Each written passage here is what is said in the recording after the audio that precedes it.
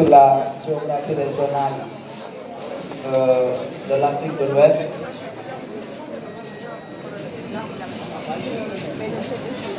Alors, pour un peu résumer les 3 points qu'il faut retenir de la première séance, c'est que nous avons commencé d'abord par introduire l'enseignement de géographie régionale et nous avons dit que la géographie régionale était une partie de la géographie et qu'elle s'intéressait à l'étude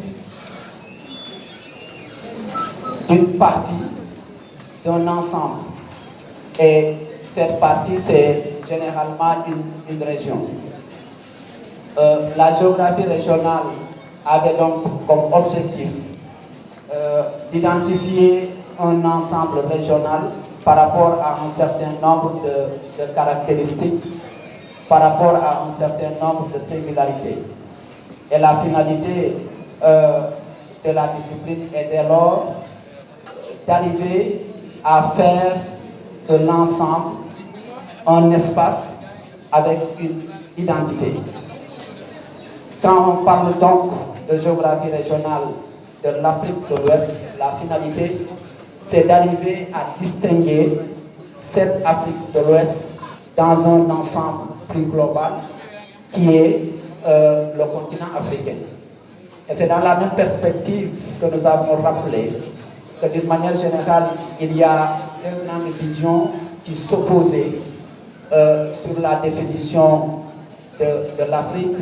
La vision qui est portée par l'Union africaine qui consistait à distinguer un ensemble de régions qui constituaient le continent africain.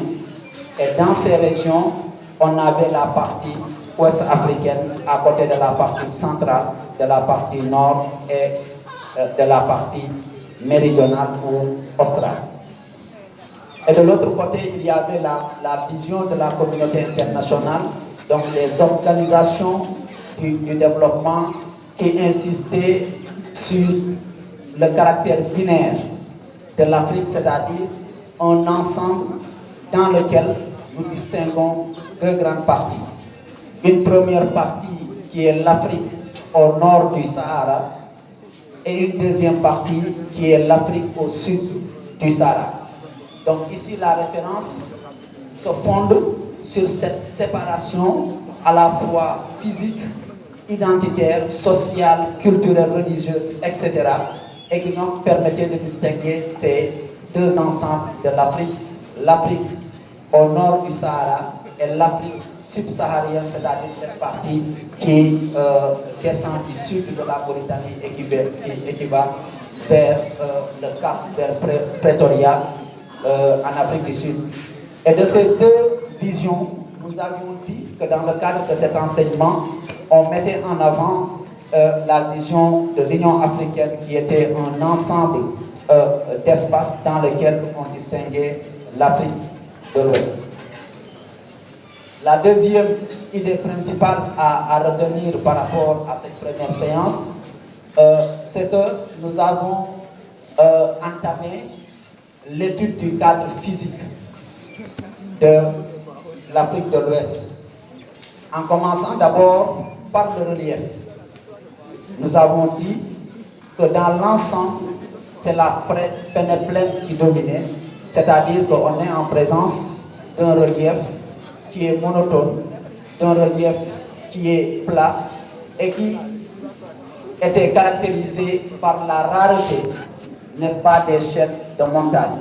On en distinguait certes, on en compte certes en Afrique de l'Ouest, mais ces chaînes de montagne ne sont pas aussi importantes, ne sont pas aussi nombreuses que ce que l'on trouve dans d'autres parties du monde. Et en conséquence, au regard de cette étude sur le relief, l'une des conclusions aussi que nous avons tirées, c'était de dire que dans l'ensemble, le relief ne s'oppose pas, ne constitue pas un obstacle au peuplement, mais aussi aux principales dynamiques démographiques qui sont connues, nous le verrons plus tard, du point de vue notamment de la mobilité des personnes. Et je disais pas plus tard que ce matin, dans le cadre d'un échange avec un collègue de l'université de Boston, qu'en réalité, c'est cette situation géographique qui fait que nous n'avons pas d'obstacle majeur à la mobilité, qui a en partie expliqué pendant longtemps et toujours l'intensité des mobilités, des circulations humaines que nous avons en Afrique de l'Ouest. Et c'est la raison pour laquelle, quand vous prenez le cas du virus Ebola que nous avons connu en 2014, en 2015, c'est un virus qui a fait beaucoup de catastrophes en Afrique de l'Ouest pour la bonne et simple raison que l'Afrique de l'Ouest est marquée par une configuration géographique du point de vue du relief qui ne constituait pas véritablement un obstacle à l'avancée et à la circulation des hommes. Parce que si on prend l'exemple de ce virus Ebola, il existe depuis les années 1970 en Afrique centrale. Et pourtant, jamais il n'a atteint, il n'a fait, si vous voulez, plus de 3500 morts, un peu moins de 4000 morts, comme ce fut le cas en Afrique de l'Ouest. Donc ça, c'est un exemple qui permet d'illustrer le fait qu'en réalité, en Afrique de l'Ouest, effectivement, le relief ne constitue pas un obstacle au peuplement, ne constitue pas un obstacle à la mobilité et à la circulation des personnes. Troisième élément de synthèse par rapport à cette première séance, c'est que nous avions terminé par le climat et la végétation. Le premier élément par rapport à ce dernier point, c'est que la mousson, c'est un élément essentiel, n'est-ce pas, du climat en Afrique de l'Ouest, puisqu'il déterminait le régime pluviométrique. On a constaté également que du point de vue de la répartition du volume pluviométrique, nous avions trois zones climatiques. Trois zones climatiques avec, si vous voulez, une baisse du volume quand on se déplace du nord vers le sud. Autant dans le nord, nous sommes en présence d'un climat désertique avec pratiquement des pluies extrêmement faibles qui n'atteignaient même pas 100 mm dans certaines parties des zones désertiques. Et autant on descendait vers le centre, la zone soudanienne avec une zone intermédiaire, mais que c'est dans la partie sud que nous avons la pluviométrie la plus importante, qui dépassait 1500, voire même 2000 mm par an, et ce qui explique l'importance de la végétation, puisque l'un des éléments clés que nous avons identifié la dernière fois, c'est cette forte corrélation qui existe entre la répartition du climat et celle de la végétation. Nous avons constaté et conclu qu'en réalité, plus les quantités de pluie reçues sont importantes et plus la végétation est abondante et elle est luxuriante. Donc autant dans la partie désertique où nous n'avions pas beaucoup de pluie, nous sommes en présence d'une végétation de steppe, autant dans la partie sud où les quantités de pluie sont importantes, nous sommes en présence de la forêt, nous sommes en présence d'une végétation assez luxuriante. Donc, il est important de retenir qu'en réalité, nous avons une forte corrélation entre le climat et la végétation. Et nous verrons plus tard que cette dimension climatique et la végétation influent la répartition des activités économiques, parce que nous verrons qu'en réalité, c'est dans cette partie, le long de la façade atlantique, maritime, que nous avons les plus fortes concentrations humaines, et c'est dans cette partie également que nous avons les plus importantes activités économiques, les plus importantes activités sociales, et c'est dans cette partie,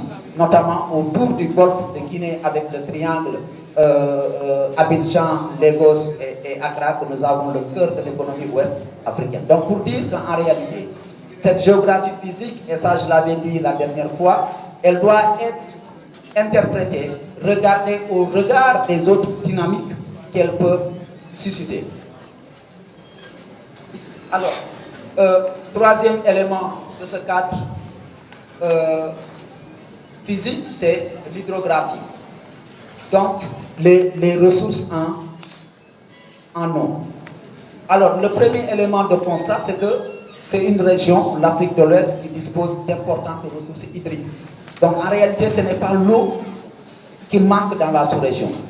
Nous avons plus de 1 milliard de mètres cubes d'eau renouvelable par an, dont l'essentiel, donc la quasi-totalité, est constituée d'eau de surface. Les eaux de surface, donc, ce qui veut dire que c'est des eaux qui sont accessibles et à partir desquelles on peut faire un certain nombre d'aménagements, on peut faire un certain nombre, on peut développer un certain nombre d'opportunités en termes de production agricole, en termes de production pastorale, halieutique, etc., etc. Donc ça, c'est un élément qui est important. Alors, si nous faisons une comparaison du point de vue de la moyenne, on se rend compte que chaque Ouest africain se retrouve avec plus de 4000 mètres cubes d'eau par an. Donc ça aussi, ça témoigne de l'importance des ressources que nous disposons dans cette partie de l'Afrique de l'Ouest. Donc les pays ouest-africains, y compris ceux de Sahel, ne manquent pas d'eau. Donc ce qui veut dire que même dans la partie sahélienne de l'Afrique de l'Ouest, nous avons des ressources en eau. Et le Niger est assez illustratif de cette situation. Parce que le Niger couvre, traverse des pays qu'il arrose et des pays qui font partie du Sahel, comme le Burkina Faso, comme le Niger, comme le Mali. Ici chez nous, la vallée du fleuve Sénégal arrose une partie de la Mauritanie qui est considérée pourtant comme une zone désertique. Donc ce qui veut dire que, d'une manière générale, les ressources en eau existent et sont abondantes en Afrique de l'Ouest, ce qui constitue quand même un atout en termes de développement, notamment économique. Le Cap-Vert et le Burkina Faso sont les seuls pays qui se situent en deçà de la norme internationale de rareté, c'est-à-dire 1700 mètres cubes d'eau douce renouvelable par an et par personne. Le Cap-Vert est en dessous du seuil de pénurie avec un potentiel de 1000 mètres cubes d'eau par an. On a aussi 28 bassins fluviaux qui couvrent 71% de la superficie régionale. Quand on parle de bassins fluviaux, ce sont des réserves, des ressources d'eau, des fleuves et autres qui sont à cheval sur plusieurs pays. Nous avons le cas du Niger, le cas du fleuve Sénégal, etc., etc. La Volta Noire, etc. Et la dernière fois, je disais, parlant de la façade atlantique, qu'en réalité, quand vous regardez ce qu'on appelle les pays des rivières du Sud, c'est-à-dire cette partie qui part de la Gambie et qui descend vers la Sierra Leone, vers le Libéria, c'est une zone où nous avons un ensemble de fleuves, nous avons un ensemble de rivières. Et la plupart de ces réseaux, c'est des réseaux qui se trouvent au moins sur 2 à 3 pays. Donc ce sont des bassins fluviaux transfrontaliers. On en a 28 en Afrique de l'Ouest. Ce qui est important en termes de potentiel de développement. Aujourd'hui, vous prenez un exemple concret. Imaginez que les bassins de Diama et de Manantali tombent en panne. Toute la catastrophe que ça peut entraîner, n'est-ce pas, au Sénégal, au Mali, en Mauritanie, en termes de production d'électricité notamment, ou bien en termes de valorisation des aménagements hydro-agricoles autour du périmètre de la Sahel dans la vallée du fleuve Sénégal. Donc, ça illustre l'important enjeu, l'important potentiel de développement que présentent ces ressources en eau que nous avons.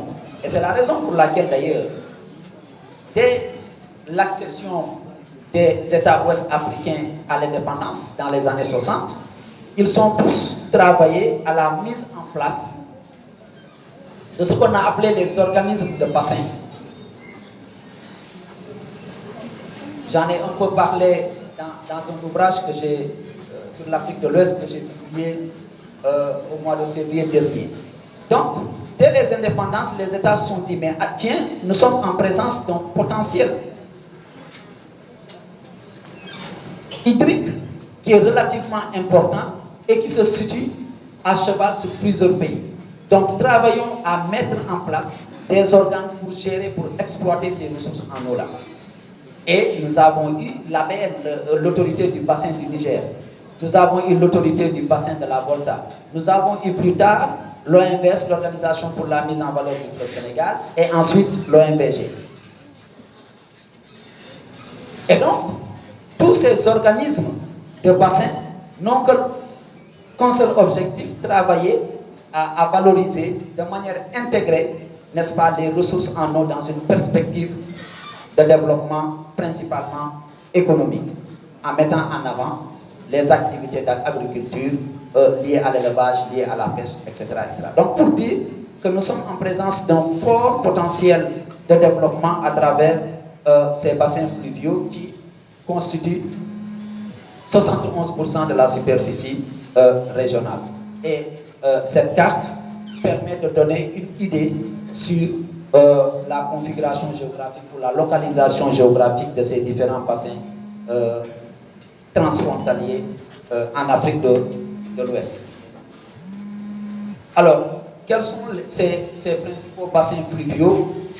Nous avons la Comoé qui est à cheval sur 4 pays, le Burkina Faso, la Côte d'Ivoire, le Ghana et le Mali, avec une longueur de 813 km.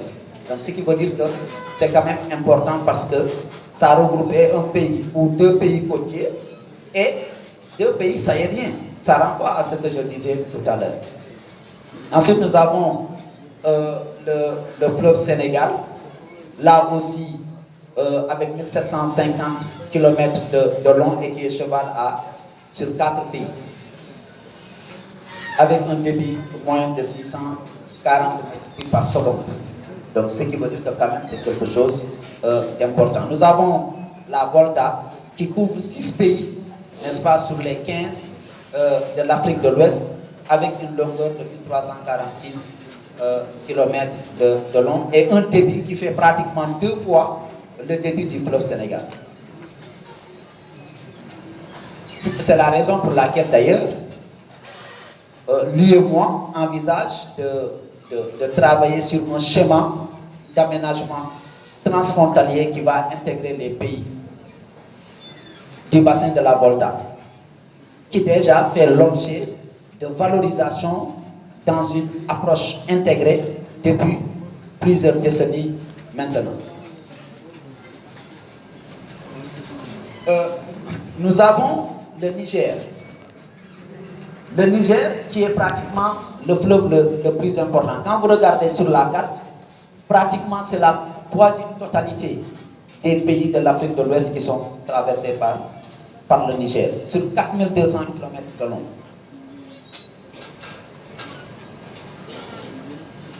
C'est important, avec un bassin de 1500 km².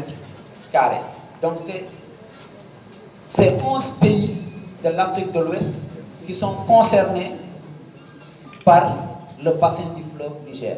Donc ce qui veut dire qu'on n'a que quelques pays, notamment le Sénégal, la Gambie, un peu des pays du bassin ouest, n'est-ce pas, qui ne sont pas traversés par le fleuve Niger. Donc, il constitue le fleuve le plus important d'Afrique de l'Ouest et présente un important enjeu de développement, d'intégration économique, etc.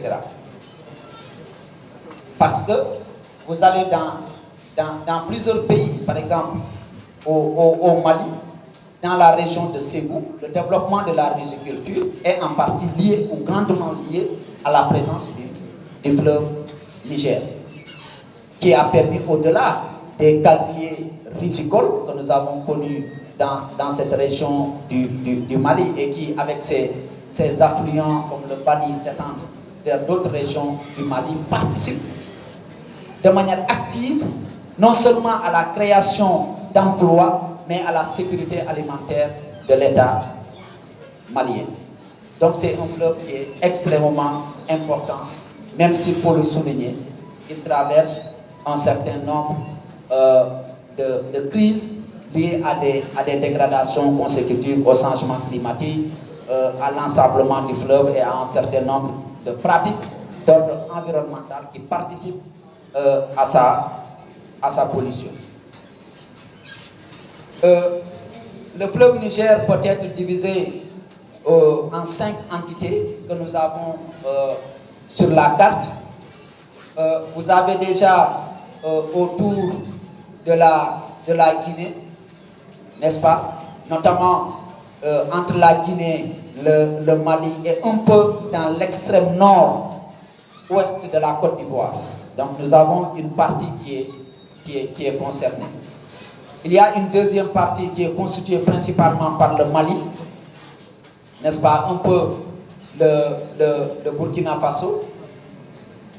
Vous avez la troisième partie autour de Ansongo, Mali, à la frontière avec le Niger, dans la région de Tillabéri, et qui descend pour englober la ville de Niamey, qui est traversée par le fleuve Niger, et ce qui fait que dans une bonne partie des quartiers de Niamey autour du fleuve, nous avons pas mal d'inondations, notamment pendant les périodes de fortes pluies. Ensuite, nous avons une autre partie qui correspond un peu au pays Yoruba, autour du Nigeria, qui déborde un peu sur le Bénin. Et enfin, n'est-ce pas, une dernière partie autour du sud du Nigeria. Donc, la caractérisation en présentant ces différentes parties, ça montre l'importance de ce fleuve, tant du point de vue de son étendue géographique, puisque ça couvre l'essentiel des pays, mais aussi du point de vue de son intérêt économique pour le développement de l'Afrique de l'Ouest. Aujourd'hui, nous avons des millions et des millions d'Ouest-Africains qui dépendent grandement, soit des ressources tirées du Niger, mais ou des activités qui sont tirées du fleuve Niger, notamment la pêche, l'agriculture, mais aussi les activités pastorales. Quelle synthèse faire par rapport à ce réseau hydrographique? C'est l'existence d'un important potentiel hydrique qui, comme je le dis, constitue un fort atout pour le développement. C'est-à-dire c'est un atout sur lequel l'Afrique de l'Ouest peut miser pour impulser son développement et renforcer l'intégration entre les États. Et nous avons un certain nombre d'exemples qui l'illustrent suffisamment. Même si, il faut le reconnaître, ce n'est pas tout le potentiel de développement de ces bassins fluviaux, notamment transfrontaliers, qui jusque-là a été mis en place ou a été exploité. Et donc ça témoigne aussi des énormes défis que nous devons relever pour suffisamment exploiter les ressources dont regorge l'Afrique de l'Ouest. Il y a eu une déclaration du président rwandais que j'ai vu hier, le président Paul Kagame, qui disait qu'il était inadmissible qu'un petit pays comme l'Ukraine, qui fait à peu près 44 millions d'habitants, puisse se positionner pour assurer la sécurité alimentaire de l'Afrique.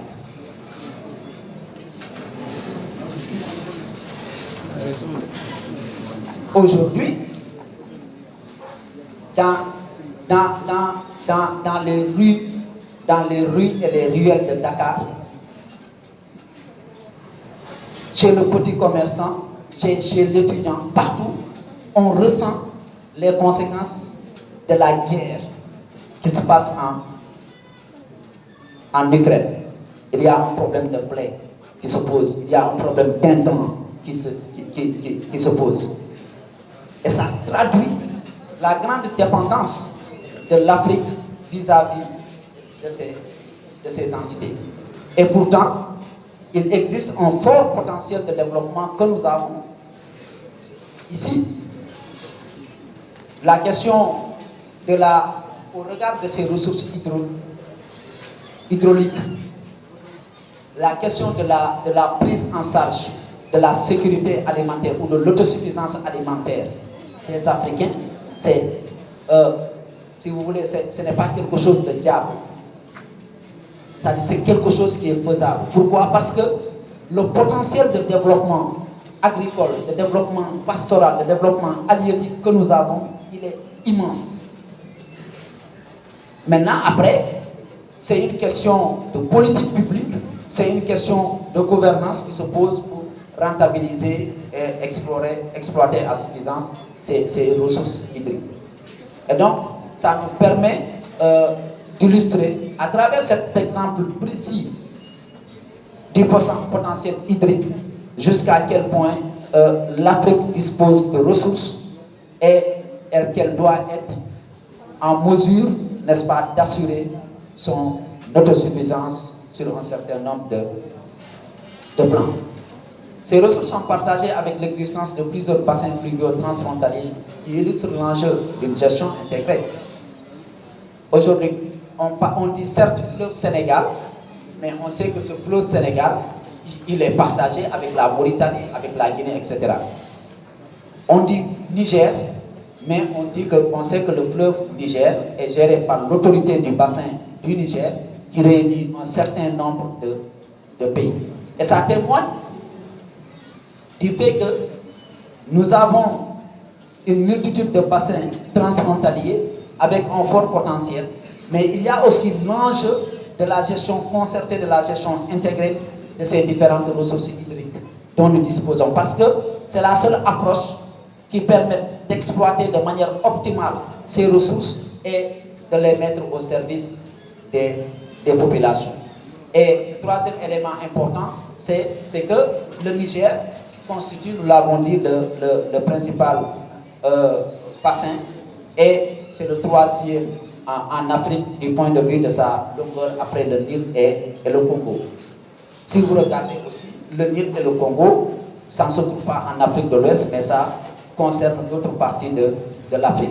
Donc c'est assez illustratif des enjeux, si vous voulez, que nous avons et qui peuvent participer, qui peuvent contribuer, n'est-ce pas, au développement de cette partie de l'Afrique. Alors, ce cadrage physique, ça nous amène à étudier la population. Je disais que l'idée dans le cadre de l'étude régionale, ce n'est pas de considérer les différents éléments de manière isolée, mais plutôt de manière intégrée. Cela veut dire quoi? Cela veut dire que c'est à partir la compréhension ou la lecture du cadre physique ne se fait que par rapport au cadre humain.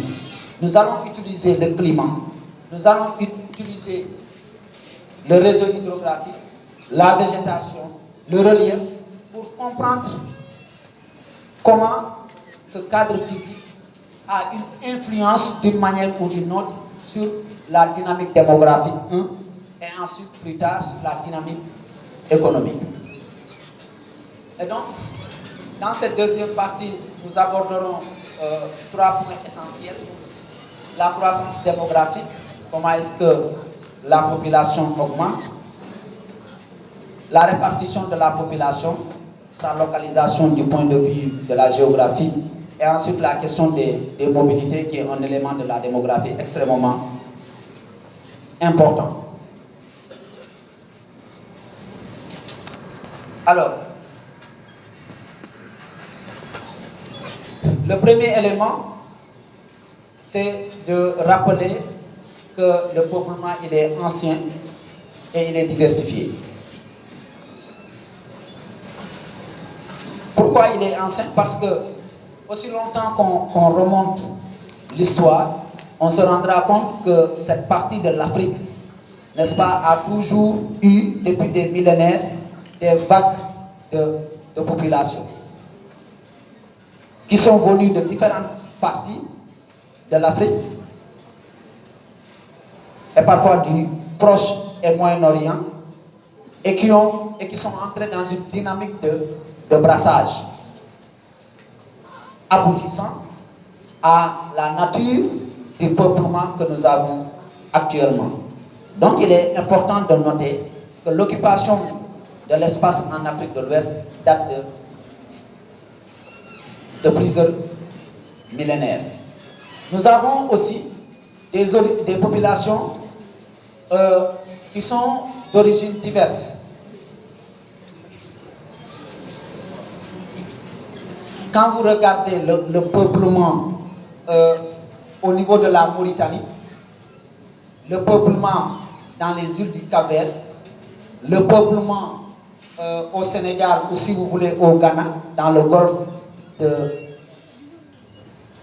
Guinée, nous avons donc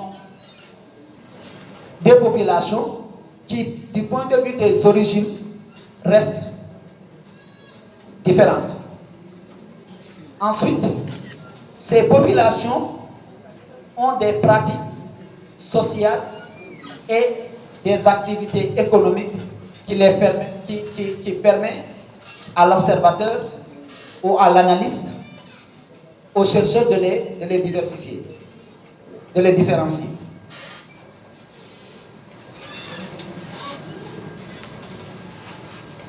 Quand vous nommez les Sérères, ils ont des types d'activités qui nous permettent de les identifier, sur lesquels en tout cas ils se positionnent davantage.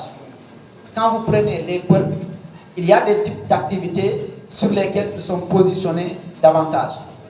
Vous allez chez les Ébriers de la Côte d'Ivoire, vous vous rendrez compte également qu'ils sont spécialisés, qu'ils sont tournés vers des activités autour de la lagune, etc., etc. Idem quand vous allez chez les Haoussa du Niger ou du Nigeria. Donc, nous avons, du point de vue des pratiques,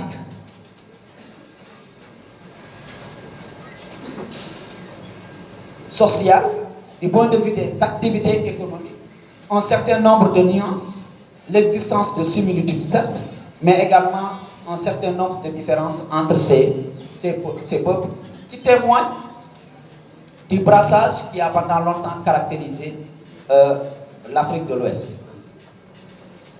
Alors, nous pouvons distinguer du point de vue de la démographie ouest-africaine un certain nombre d'éléments. Une connaissance d'abord du cadre physique et des facteurs historiques qui influencent sur la dynamique démographique.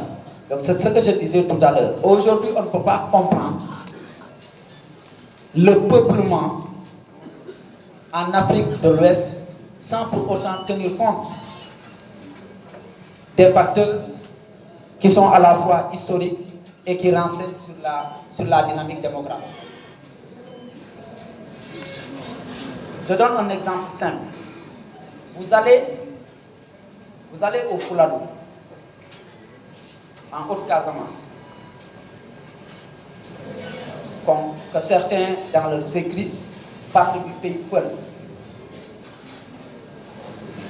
Fanchette a parlé des Peuls de la Haute-Casamance. Mais au cœur de ce pays Peul,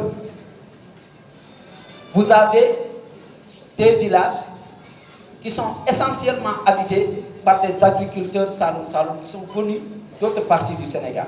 Pourquoi? Parce que c'est le retour sur le processus historique de mobilité, de déplacement des populations qui nous permettent de comprendre cette réalité-là.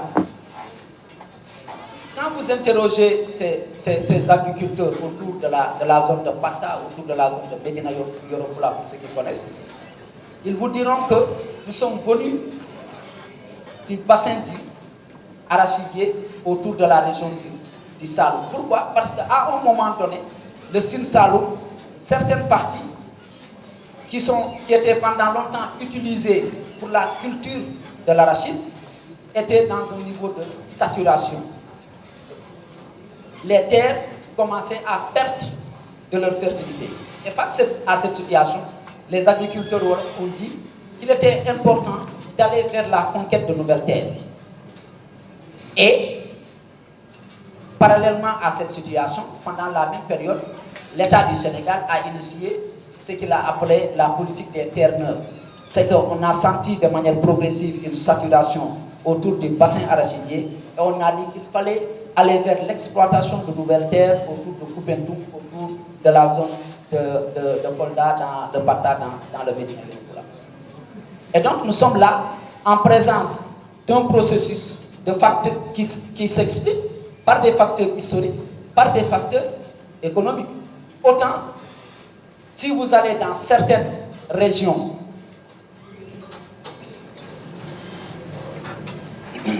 dans certains villages du Sine Saloum, vous allez retrouver des villages Peul. Vous allez trouver des villages qui ont une connotation bambara.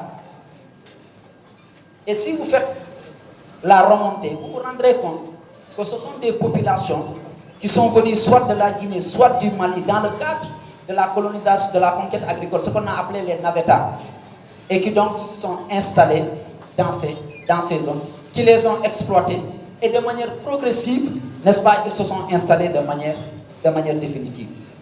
Donc, ce sont ces mobilités motivées par des raisons politiques, par des facteurs, si vous voulez, historiques, économiques, par la péjoration climatique, etc., qui nous permettent aussi de comprendre comment les dynamiques se sont organisées et comment il y a eu, si vous voulez, ce brassage de populations entre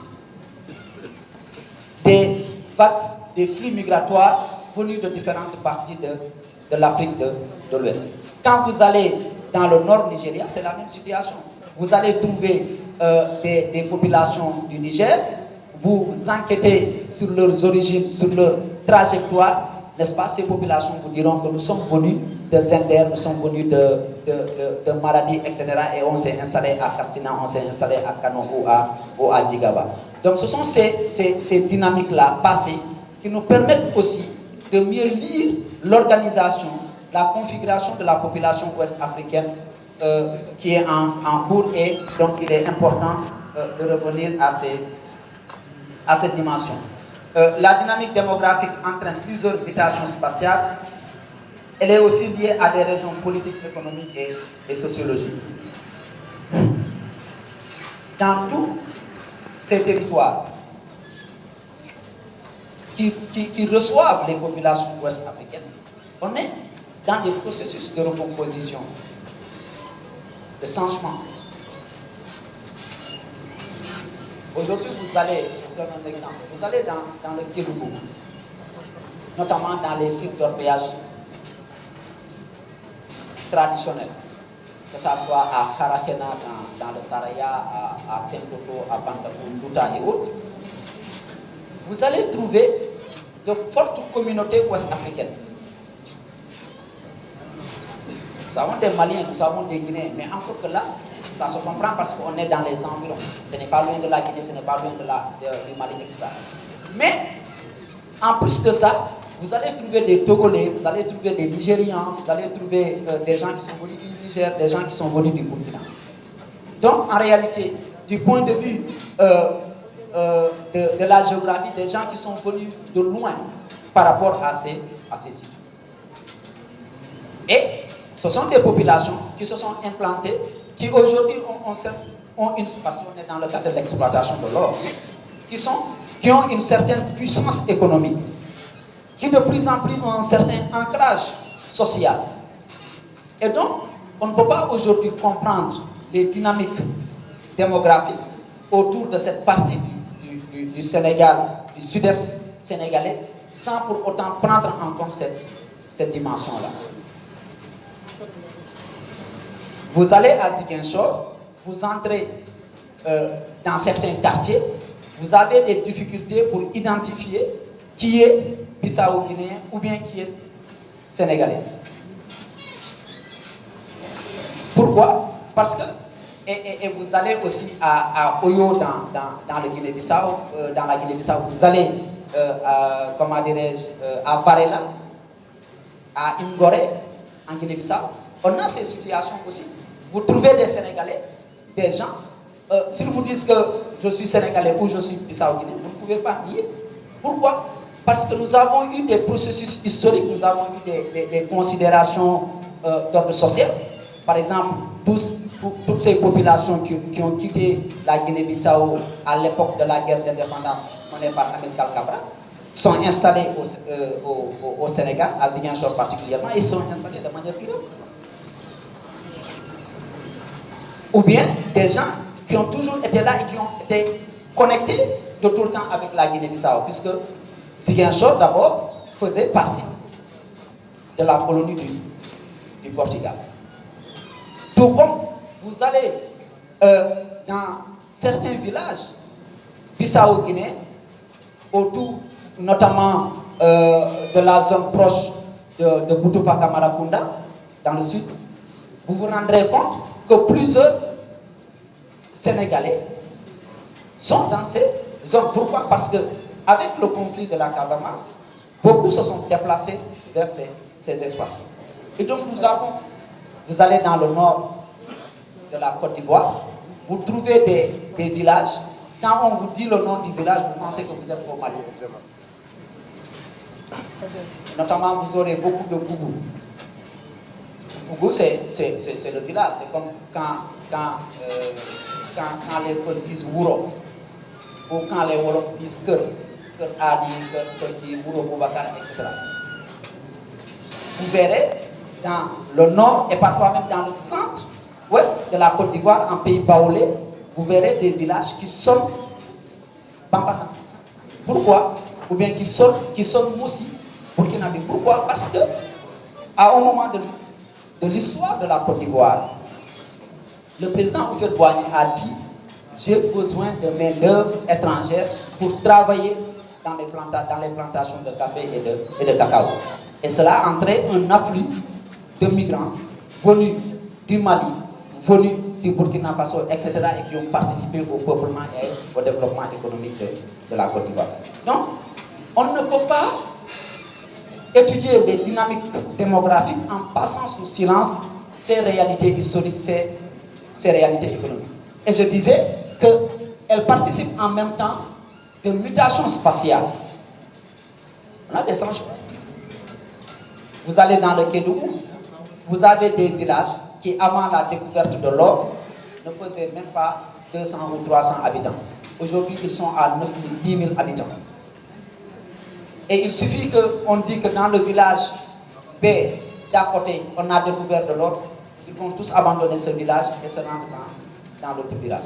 Et donc, de 1000 habitants, on va se retrouver avec 200 habitants ou bien 150 habitants.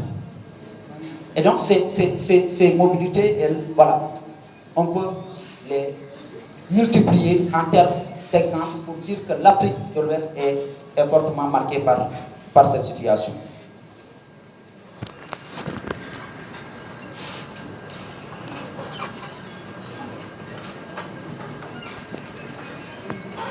Alors, pour ce qui est de la croissance démographique, quelles sont les caractéristiques de cette croissance? On a d'abord une croissance démographique soutenue et continue. La population est passée de 78 millions à 391 entre 1960 et 2019. Un doublement de la population en 30 ans entre 1990 et 2019. D'après les projections, la population serait de 754 millions en 2050, soit un doublement entre 2019 et 2050. Le taux de croissance le plus élevé du monde en 2019, 3% contre 1% pour ce qui est de la moyenne mondiale. Le taux de croissance moyen annuel qui était de 2% en 1960 se maintient à plus de 3 depuis 40 ans. Alors, qu'est-ce qu'on dit? On dit que la croissance démographique, il y a deux éléments en termes de caractérisation à retenir. On dit, elle est soutenue. Quand on dit que la croissance démographique, elle est soutenue, cela veut dire quoi? Cela veut dire qu'elle est importante. Elle est importante. Ce qui veut dire que le nombre de personnes, pour parler de manière simple, le nombre de personnes augmente et augmente beaucoup. On dit que c'est soutenu, c'est ça. Et la preuve, c'est que nous avons le taux de croissance le plus important au monde, 3,3%.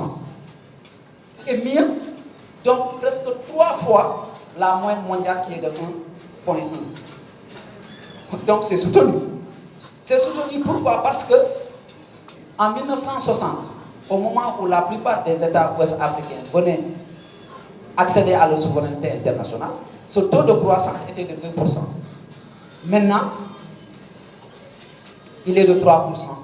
Donc, il a augmenté, mais ensuite, il est le plus important du monde, même face aux pays asiatiques. À un moment donné, on a connu le boom démographique chez les Asiatiques, notamment chez les Chinois. Donc, c'est pourquoi on dit que la croissance démographique, elle est soutenue, donc elle est importante. Le deuxième élément, on dit que cette croissance, elle est continue. Pourquoi elle est continue? Parce que quand vous regardez son évolution, de 1960 à maintenant, elle n'a pas reculé. Elle n'a cessé d'augmenter. Donc de manière progressive. Comme si vous voulez, chaque année, la population, elle augmente. Entre 60 et 2019, elle a augmenté et on dit, d'après les projections, à l'horizon 2050, elle va doubler à nouveau. Donc, c'est une donnée démographique extrêmement importante à prendre en considération. Cela veut dire quoi? Cela veut dire que nous avons un objet entre les mains. Maintenant, tout dépend de la manière dont nous allons tenir cet objet-là entre nos mains. Elle est bien tenue, la main qui la tient est protégée, et la main en tire profit. Elle est mal tenue, elle va exploser et la main va disparaître. Cela veut dire quoi? Cela veut dire que la croissance démographique, elle est soutenue, elle est continue. C'est important pour nous parce que ça peut permettre de construire du développement à partir de la croissance démographique. D'accord? Parce que déjà, c'est un marché de consommation important. La croissance démographique, c'est toujours une population extrêmement jeune, donc apte à conduire les activités de développement économique et social. Donc, apte, on a une population qui permet de valoriser ce fort potentiel que nous avons identifié en analysant le cadre physique. Donc là, c'est positif. Maintenant, quand c'est mal tenu, ça va exploser. Pourquoi? Parce que cette population mérite d'être accompagnée. Quand vous dites croissance démographique, comme j'ai dit, c'est population extrêmement jeune. Et quand on dit que la population elle est extrêmement jeune, cela veut dire quoi? Cela veut dire que nous devons faire suffisamment d'écoles, suffisamment d'universités, suffisamment de centres de formation, suffisamment d'infrastructures sanitaires pour répondre à cette demande-là. Cela veut dire quoi? Cela veut dire que nous devons travailler à faire de telle sorte que ce potentiel-là soit des opportunités et des niches d'emploi. A contrario, si nous ne le faisons pas, ça peut se retourner contre nous. Parce que nous avons non seulement cette population importante, jeune, mais ensuite nous sommes dans un monde de crise. Pendant 2 ans, 3 ans, on a parlé de Covid. Depuis plusieurs années, on parle de changement climatique et de dégradation environnementale. Et aujourd'hui, on voit concrètement comment ces changements climatiques nous affectent. On parle de crise à la porte du Sénégal, au Sahel, des crises sécuritaires. Donc, qui nous expose, qui expose ces populations-là. Donc, c'est la raison pour laquelle je disais qu'elle peut être importante si nous saisissons les opportunités pour la valoriser, mais elle peut être aussi un danger si, en termes de politique publique, en termes de gouvernance, nous ne prenons pas les dispositions pour accompagner ce processus.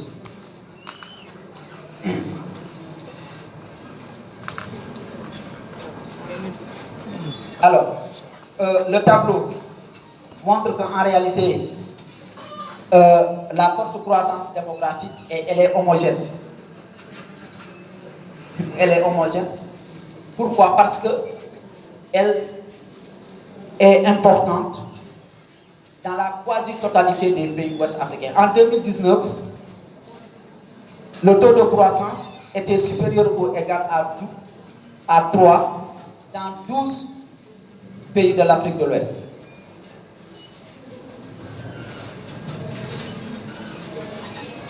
Alors, si dans un sujet d'examen, on vous demandait d'expliquer en quoi la croissance démographique de l'Afrique de l'Ouest est homogène, voilà la ressource à utiliser.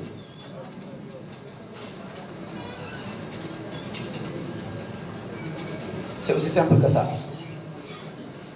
Elle est homogène parce que dans la quasi-totalité des pays, on a un taux de croissance démographique qui est supérieur ou égal à 3. Ça veut dire que non seulement c'est important, mais ce n'est pas, si vous voulez, une moyenne qui cache une réalité. C'est une réalité concrète parce que la plupart des pays sont concernés. Et il s'agit, de partir de cet élément de constat en disant que c'est une croissance homogène pour la bonne et simple raison que le taux de croissance il est supérieur ou égal à 3% en 2019 dans la quasi-totalité des pays de l'Afrique de l'Ouest, et dans les détails, en termes d'explication, de citer l'exemple en donnant les pourcentages des pays. Et le sujet, il est traité.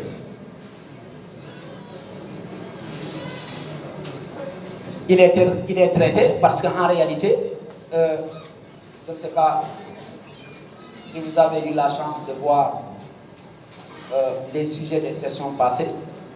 Jamais je ne demande aux étudiants de première année, de deuxième année ou de troisième année de licence de traiter des sujets qui dépassent la page, la première page. Donc le sujet que vous aurez, on vous demandera de le traiter en ne dépassant pas la première page.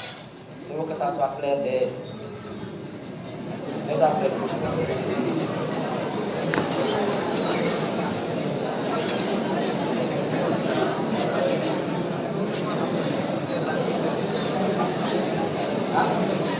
Non, c'est-à-dire qu'il ne faudrait pas dépasser la première page.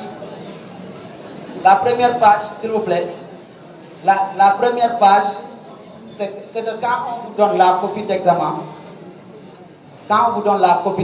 la première page, c'est là où vous écrivez votre nom, numéro de carte d'étudiant, etc. Là, les lignes qui restent là, c'est là-bas qu'il faut traiter le sujet. Donc, c'est pourquoi je disais la dernière fois que je ne vous demande pas de réciter. Donc, vous n'avez pas intérêt à bavarder, vous avez intérêt à suivre. Parce que ce sont les explications qui vont vous permettre de traiter les sujets. On est dans une étude de géographie régionale. Je disais que les choses, on les considère de manière systémique. Donc, on ne va pas vous demander de réciter. Donc, en quoi la croissance démographique de l'Afrique de l'Ouest est homogène? Voilà sur 10 lignes comment traiter le sujet. 1. C'est de dire que nous avons dans la quasi-totalité des pays de l'Afrique de l'Ouest un taux de croissance supérieur ou égal à 3. Dans la quasi-totalité, sur les 15 ou les 16 pays, nous avons les 12 qui ont un taux de croissance supérieur ou égal à 3. Et donc, ça vous permet de prendre quelques exemples pour faire des illustrations de vous rendre votre copie. On est d'accord? C'est toi la responsable? Oui.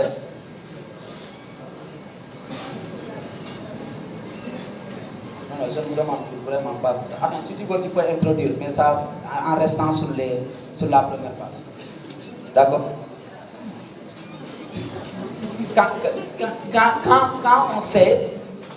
Quand on sait, on traite rapidement. Et c'est la raison pour laquelle facilement vous voyez des étudiants qui se retrouvent avec 15, avec 16, avec 17. Pourquoi? Parce qu'ils te traitent le sujet en 10 minutes. Ils te rendent. C'est-à-dire qu'ils répondent Il répond directement à la question. Mais généralement, quand l'étudiant ne connaît pas, il part d'abord à Niahar, il va dire bonjour là-bas. Il revient, il part à Fongolimbi, il dit salam alaikum. Après, il va partir au Fouta pour dire bonsoir, il revient pour te dire. Moi, dès que tu pars à Niahar pour dire bonjour, je trace. Je passe à une. Parce que ce qui veut dire que tu n'as pas compris. D'accord? Et c'est la raison pour laquelle on s'efforce pendant le cours pour illustrer chaque propos, chaque terme que nous utilisons. Nous nous appuyons sur des exemples pour l'illustrer. C'est pour vous faciliter la compréhension. Et ce sont ces exemples. Il y a une année, je crois, j'ai donné 18. C'était en 2019, j'ai donné 18 à un étudiant. Et quand il a vu sa copie,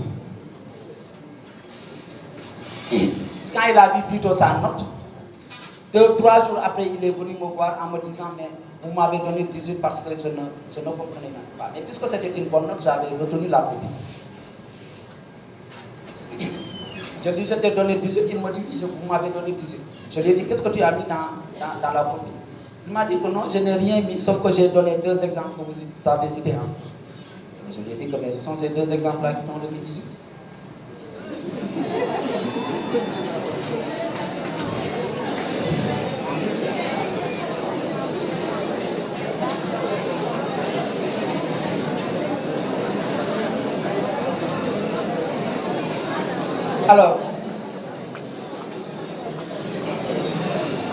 Alors, donc vous avez intérêt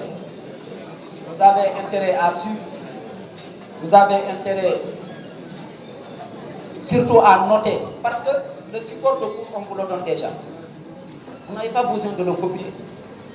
Je vois souvent des étudiants avec la copies. Moi, je ne sais pas qu'est-ce que vous faites. Ça, on vous le donne. Je ne sais pas si le responsable, je n'étais pas d'accord pour donner le support, mais vous aurez le support. Donc, ne notez pas le support, notez les explications que je vous donne. Parce que ça, vous l'aurez.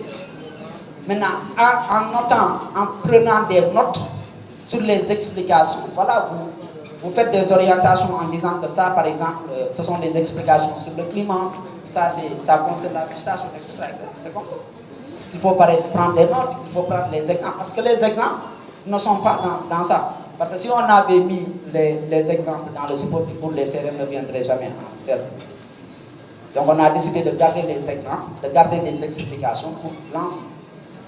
Donc ce qu'il faut faire dans la prise de notes, c'est de prendre les exemples, c'est de prendre les explications qui sont données. Alors, donc, en observant le tableau, on se rend compte qu'effectivement, nous avons exception faite du Ghana en 2019, exception faite du Ghana qui a un taux de croissance de 2. Bon, on a le Ghana, on a le Cap-Vert. Bon, le Cap-Vert, ça se comprend un peu parce qu'en réalité, le Cap-Vert, je ne sais pas si vous connaissez, mais c'est un pays, quand vous entrez, vous avez l'impression que vous êtes en Europe. Et même les habitants, ils sont en Afrique, ils sont, comment dirais-je, dans l'espace CEDEAO, mais du point de vue de mentalité, voilà, ils se voient plutôt Union européenne. Donc, on a eu le développement des méthodes contraceptives, de politique antinatalistes, suivant le raisonnement, suivant l'idéologie, les politiques qui ont été développées par les pays occidentaux. Et donc, du coup, on a un taux de croissance démographique qui n'est pas important, hein, parce que la population en tant que telle sur l'ensemble des îles, elle n'est pas importante. Donc, ce qui n'est pas le cas dans des pays comme le Niger, par exemple. Le Niger, on est à un taux de croissance de 4%. Parce que, on le verra plus tard, le Niger fait partie des pays où l'indice de fécondité est l'un des plus élevés. Je ne dis même pas en Afrique de l'Ouest, mais dans le monde. Donc, ce qui explique l'importance du taux de fécondité. Et donc, vous vous rendrez compte qu'en réalité aussi, en examinant ce tableau sur les taux de croissance, vous vous rendrez compte aussi que les réalités sociales, traditionnelles et autres ont une influence, parce que nous avons des pays où les considérations religieuses, les considérations culturelles avec tout ce qui est mariage précoce, grossesse précoce, c'est très développé. Et donc, ce qui fait que nous avons un indice de fécondité qui est relativement élevé et qui influe sur le taux de croissance. Donc, pour l'essentiel, c'est des pays où le taux de croissance est supérieur, si vous voulez, à 2. Vous avez des pays comme le Libéria, comme la Sierra Leone. On connaît le contexte, c'est des pays qui pendant longtemps étaient dans des guerres civiles. Donc il y a eu déplacement de beaucoup de populations. Ce sont des pays qui sont en train de se reconstruire. Et ce qui fait que ça se fait de manière progressive, parce qu'il y a eu beaucoup de morts, principalement des hommes. Il y a eu beaucoup de populations qui se sont déplacées vers la Guinée-Conakry, vers d'autres pays, et qui fait que donc, ça a affecté la dynamique démographique pour ce qui est du cas du Libéria et de la Sierra Leone. Donc en 2019, seul le Ghana a affiché un taux de croissance inférieur à celui de 1960. Le Ghana aussi est dans une dynamique très importante en termes d'accélération du point de vue des politiques de réduction de la population. Alors, toujours sur les caractéristiques de la croissance démographique, c'est une croissance qui est liée à une forte natalité. Donc, nous avons dit dans un premier temps que c'est une croissance qui est soutenue, que c'est une croissance qui est continue. Maintenant, l'un des autres éléments de caractérisation de cette croissance, c'est qu'elle est plutôt liée à des facteurs internes. C'est-à-dire qu'on a un taux de croissance important. Pourquoi? Ce n'est pas parce que nous avons beaucoup de migration. C'est parce que nous avons des taux de natalité qui sont élevés. Donc c'est ce qui explique. C'est-à-dire la croissance démographique en Afrique de l'Ouest, elle est principalement portée par le taux de natalité qui est important. Et donc, il y a un certain nombre de chiffres qui nous permettent d'illustrer. 36 pour 1000 par an, contre 35% pour le reste de l'Afrique et 19%. C'est-à-dire le taux de natalité dans le monde, il est de 19%. Donc presque celui de l'Afrique de l'Ouest double la moyenne mondiale. Donc ça traduit jusqu'à quel point c'est important. Nous avons des pays qui sont largement au-dessus de la moyenne de 36%. Et ces pays, c'est le Niger, 48 pour 1000, le Mali, la Gambie, le Burkina Faso, le Nigeria qui est l'une des puissances, en plus d'être une puissance économique, c'est aussi la puissance démographique de l'Afrique de l'Ouest. Nous avons le Bénin et la Côte d'Ivoire. Ensuite, on a 5 pays qui ont des taux de natalité moindres, dans lesquels nous retrouvons la Guinée-Bissau, la Guinée, le Sénégal, et 2 pays qui ont des taux de natalité assez faibles. C'est comme on a vu tout à l'heure en parlant des taux de croissance démographique, nous avions cité le Cap-Vert et le Ghana. Pourquoi le taux de croissance démographique par an est faible? Parce que le taux de natalité, c'est l'un des taux les plus faibles en Afrique de l'Ouest. Donc on a 21 pour 1000 pour ce qui est du Cap-Vert et 31 pour 1000 pour ce qui est du Ghana. Donc largement en deçà des 36 pour 1000 qui constituent la moyenne de l'Afrique de l'Ouest. Alors, le taux de natalité est élevé, mais en baisse continue depuis 1960. La baisse est cependant légère comparée au reste du monde. Il est passé de 48 à 36 entre 1960 et 2017. Donc ça, c'est un élément important à noter, parce que ça permet aussi d'éviter la confusion. Nous avons un taux de natalité qui est important. Si on compare avec le reste de l'Afrique, mais aussi si on compare avec le reste du monde, il est important, ça ce n'est pas discutable. Par contre, c'est important de noter que ce taux de natalité connaît une baisse depuis 1960. Pourquoi? Parce que nous avons eu quand même des progrès du point de vue de la médecine. nous avons eu des progrès dans l'amélioration des conditions de vie, de santé des populations. Et nous avons eu également un processus de changement et de transformation dans les mentalités par rapport au nombre élevé d'enfants. Donc on est en train de tendre vers ça. Donc ce qui fait que, certes, le taux de natalité il est toujours élevé, mais si on compare partant comment dirais-je, de 1960 à maintenant, on se rend compte que ce taux il a tendance à baisser, et ça c'est relativement important à souligner. C'est le deuxième taux de fécondité, le plus élevé au monde.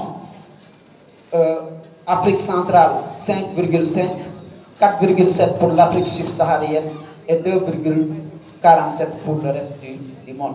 Donc ça permet de montrer l'importance de ce taux. On a un indice de fécondité toujours élevé, même s'il connaît une baisse continue. Donc en 1960, on était à presque 7 enfants par femme. En 1960. 7 enfants par femme.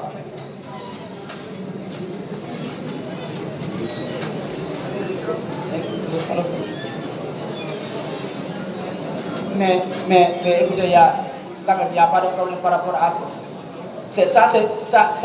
Non, attendez. Ça c'est 1900.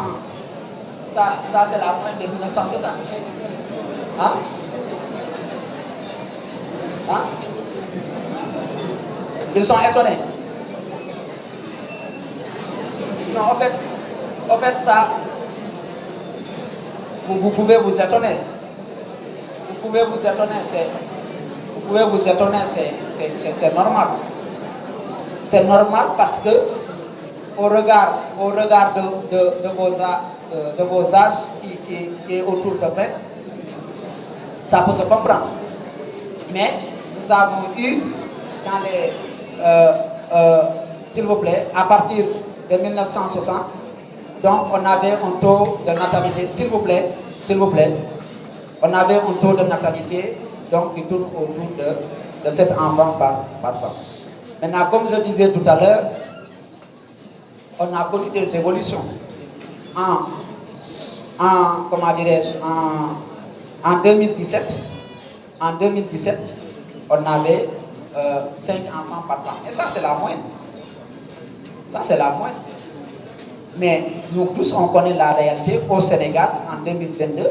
Vous calculez, vous cherchez, vous trouverez des femmes qui ont, comment dire, 7 enfants. Ça, ce n'est pas un scandale, ce n'est pas quelque chose qui est extra du lot, mais c'est lié à nos réalités sociales, c'est lié à nos réalités religieuses, à nos réalités culturelles, etc. Vous allez au Mali, vous allez en Côte d'Ivoire, etc. Aujourd'hui, vous verrez des femmes qui sont dans cette moyenne, etc. Donc, ce qui est important de noter, c'est que nous avons connu, si vous voulez, un certain nombre d'avancées depuis 1960 et aujourd'hui, on se retrouve avec une moyenne de 5 enfants. Mais cette moyenne cache quand même un certain nombre de disparités parce que, comme je disais tout à l'heure, nous avons des pays quand même, comme le Niger fait plus de, le Niger c'est 7,2 enfants par femme, ou même plus. C'est le taux de fécondité le plus élevé au monde. Donc, il y a, si vous voulez, une évolution en termes de régression, mais quand même, n'est-ce pas, il y a toujours des efforts à faire. Après, nous avons une diminution très inégale selon les pays. Donc la diminution, c'est-à-dire du taux de natalité, on a une présence, une diminution assez nette dans les pays du Golfe de Guinée, comme le Bénin, la Côte d'Ivoire, le Ghana, le Togo. Mais nous avons aussi certains pays sahéliens comme le Mali, comme le Sénégal, non plutôt le Cap-Vert, la Mauritanie et le Sénégal. Nous avons des pays qui ont à peine, c'est-à-dire que pendant longtemps, ces pays ont gardé le cap d'une natalité élevée. Et c'est maintenant presque qu'ils commencent à amorcer une baisse. C'est le cas de la Guinée, du Burkina Faso, d'autres pays comme la Guinée-Bissau, le Mali, le Libéria plutôt, la Sierra Leone, le Nigeria, etc. Le Niger détient le record mondial de l'indice de fécondité, comme je disais, avec 7,2 enfants par femme. Donc ça s'explique par le fait que le Niger, c'est un pays déjà musulman. Ensuite, c'est un pays où les mariages précoces, les grossesses précoces restent relativement importants parce que le taux d'alphabétisation est aussi faible. Parce que les études ont montré la corrélation qui existe entre le niveau d'éducation, d'alphabétisation et le nombre d'enfants. Le niveau de vie, le niveau de pauvreté et le nombre d'enfants. Généralement, plus la femme a un niveau, ou bien le couple, si vous voulez, a un niveau d'éducation, d'alphabétisation faible, plus le risque d'avoir un nombre élevé d'enfants est élevé. Plus, n'est-ce pas, on a des ménages marqués par la pauvreté, plus le risque d'avoir un nombre élevé de femmes, un nombre élevé de femmes est important. Donc, ce sont des éléments aussi qui permettent de renseigner, n'est-ce pas, sur les motivations qui expliquent le taux de la natalité élevé. Nous avons des considérations religieuses, mais nous avons aussi des considérations culturelles, des considérations, si vous voulez, d'ordre social. Alors, le tableau permet de montrer, si vous voulez, un certain nombre d'éléments en termes de caractérisation. Nous avons le taux de natalité, nous avons l'indice de fécondité et nous avons le taux de croissance. Si on vous demandait d'analyser ce tableau, vous avez, si vous voulez, un certain nombre d'indicateurs. Taux de natalité, indice de fécondité et taux de croissance. Alors, quand vous regardez bien le tableau, plus le taux, plus l'indice de fécondité est important, plus le taux de natalité l'est, et ça augmente le taux de croissance. Donc, c'est lié. On vous a donné taux de natalité, indice de fécondité et taux de croissance. Mais pour lire le tableau, il est plus facile de commencer par l'indice de fécondité. Parce que nous avons dit que la natalité en Afrique de l'Ouest, elle est principalement tirée par la natalité. Et on a encore dit que la natalité peut être déterminée à partir de l'indice de fécondité. Ce qui nous permet de tirer la conclusion simple, de dire que plus l'indice de fécondité est important, plus le taux de natalité l'est aussi et ça influe sur le taux de croissance. Concrètement, quand vous avez un pays où les femmes ont en moyenne 7 enfants, ce qui veut dire que c'est dans ces pays que nous avons les taux de croissance les plus importants, comparés à d'autres où le nombre d'enfants par femme est de 2 ou bien 3. Donc cela veut dire quoi? Cela veut dire que ces 3 éléments sont fortement liés et que pour le comprendre, il faut partir d'une lecture avec porte d'entrée l'indice de fécondité. La fécondité élevée est liée à des facteurs socio-culturels et religieux, nous l'avons dit, tout ce qui est mariage précoce, interdiction, voire faible utilisation des méthodes contraceptives.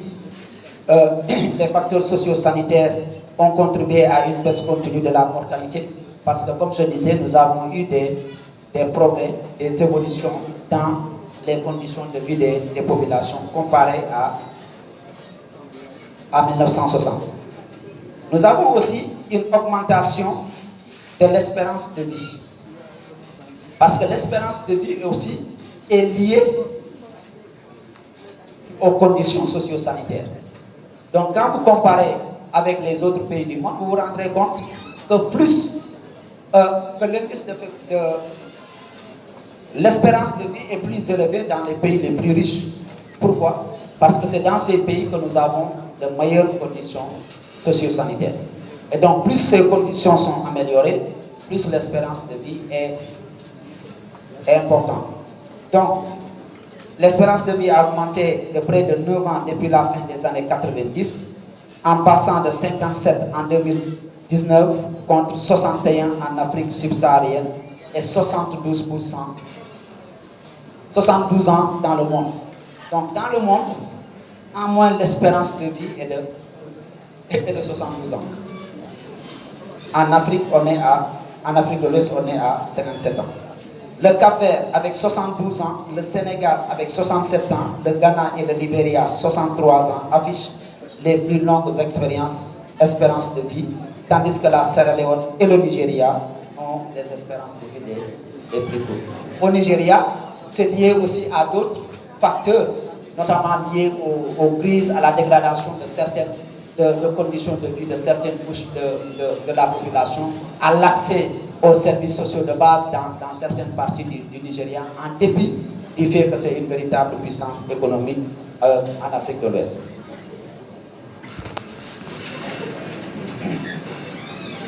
Alors, une Afrique de l'Ouest en transition démographique, ça c'est un nouveau, comment dirais-je, si vous voulez, chapitre. On pourra l'entamer lors de la prochaine séance. Je vous remercie.